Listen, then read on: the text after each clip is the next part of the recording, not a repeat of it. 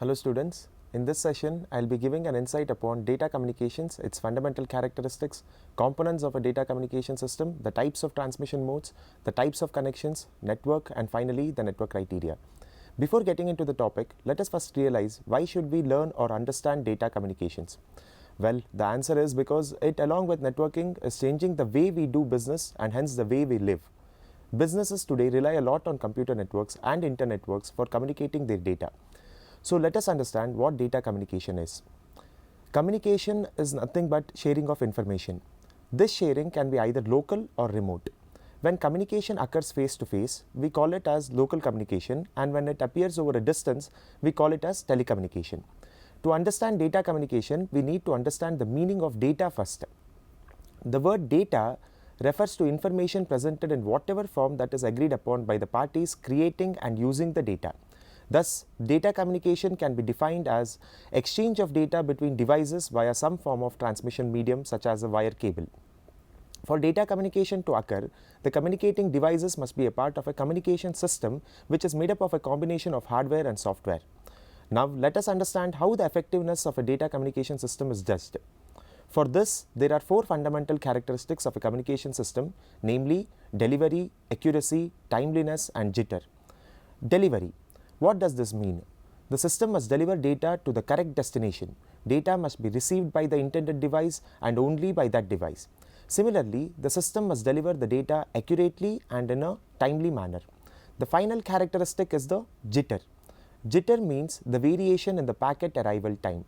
When there is a variation, it results in an uneven delay in the delivery of packets which is undesirable. Thus, for a communication system, the jitter should be less. Before getting into the concepts of networks, let us first understand what the components of a data communication system are.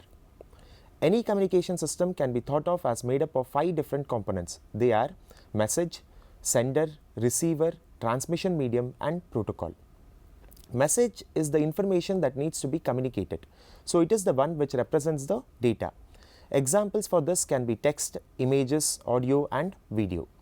Sender is the device that sends the data message. It can be a computer, a workstation, a smartphone, etc. Receiver is the device that receives the data message. Examples for this again can be a computer, a workstation, a smartphone, etc. Transmission medium is the physical path by which a message travels from sender to receiver. Examples of medium can be twisted pair cable, coaxial cable, the fiber optic cables, and the radio waves which serve as the medium for wireless communication. Finally, we have protocol. A protocol can be defined as a set of rules that govern the data communications. It represents an agreement between the communicating devices.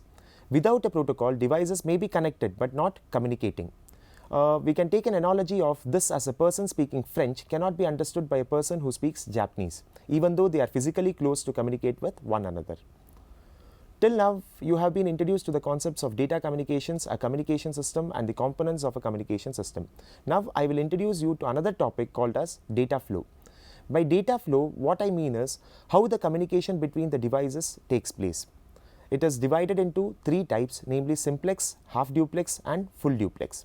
In simplex mode, communication is unidirectional. That is, only one of the 2 devices can transmit and the other can only receive. You can consider it similar to a one-way road. Keyboards and traditional monitors are examples of simplex devices.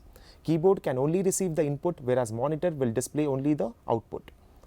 In half duplex mode, each station can transmit and receive but not simultaneously. When one device is sending, the other can only receive and vice versa. You can consider it similar to a one-lane road that allows traffic in both the directions. Walkie-talkies are the best examples of half duplex communication.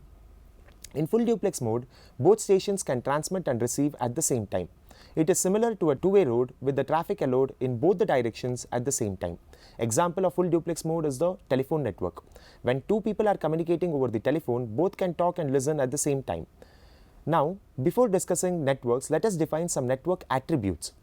A network is 2 or more devices connected through links. A link is a communication pathway that transfers data from one device to another. For communication to occur, 2 devices must be connected to the same link at the same point in some way. There are 2 possible ways of connection, namely point-to-point and multi-point. A point-to-point provides a dedicated link between 2 devices. Now, what I mean by dedicated is that the entire capacity of the link is reserved for transmission between those two devices. For example, when you change television channels using infrared remote control, you are establishing a point-to-point communication between the remote control and the television's control system. A multi-point connection is one in which more than two devices share a link. As defined earlier, a network is a set of devices connected by communication links. Devices are called as nodes in network terminology. A node can be a computer, a smartphone, a printer, or any other device which is capable of sending and or receiving the data generated by other nodes in the network. A network must be able to meet a certain number of criteria. Most important among them are performance, reliability, and security. Performance of a network can be measured by two networking metrics called as throughput and delay. Throughput should be more and delay should be less. Only then we call a network as good. In addition to accurate delivery, reliability is another important aspect. We measure the reliability of a network in terms of frequency of failure, the time a network takes to recover from a failure, and the robustness of a network in a catastrophe. Network security is nothing but protecting the data from unauthorized access, protecting the data from damage, and implementing policies and procedures for recovery from breaches and data losses. So students, till now we have discussed the basics of data communications. I hope you are all now familiar with the concepts of data communications, its fundamental characteristics, the components of a data communication system, the types of transmission modes, the types of connections, the network and the networking criteria. Thank you for watching this video. Goodbye.